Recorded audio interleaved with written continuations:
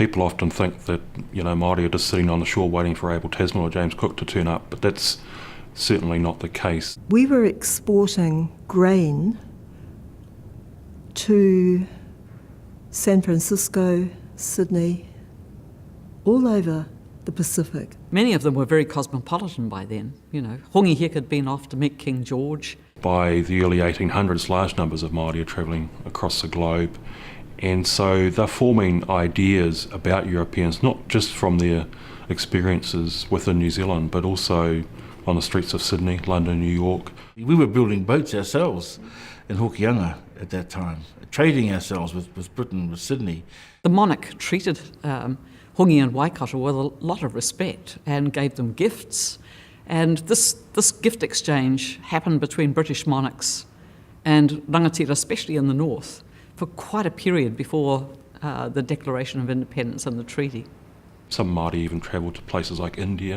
In 1840, as the treaty is being signed, Tuati is on the United States expedition exploring Antarctica. The Waikato and Waipa regions were exceptionally rich. So that gives us some idea from the Māori point of view of the wealth of the country.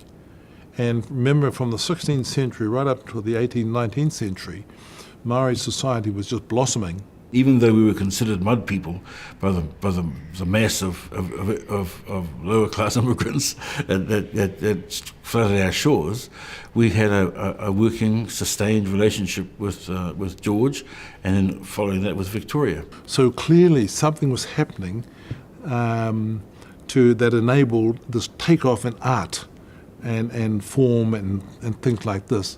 And of course, usually that's because there's a healthy economy to sustain the activity. Queen Victoria even had a Māori godchild, and named it after her husband, Albert Victor. And so England suddenly takes an interest because here's this garden producing trees, kauri trees. Captain Cook saw trees and he saw ships, and Māori from the Bay of Islands say, yeah, we'll give you spars for your boats. Trade was seen as an avenue and a pathway to prosperity. And in fact, my ancestors wrote to the successive legislature and governors of New Zealand after major land sales, saying, we sold you all this land, you said all these settlers were coming, where are they? And where's this economy you said it was going to be set up so that we could engage in trade? And so you had that lovely mix of Māori entrepreneurial chiefs providing products for Great Britain, who became the chosen international market for Maoris.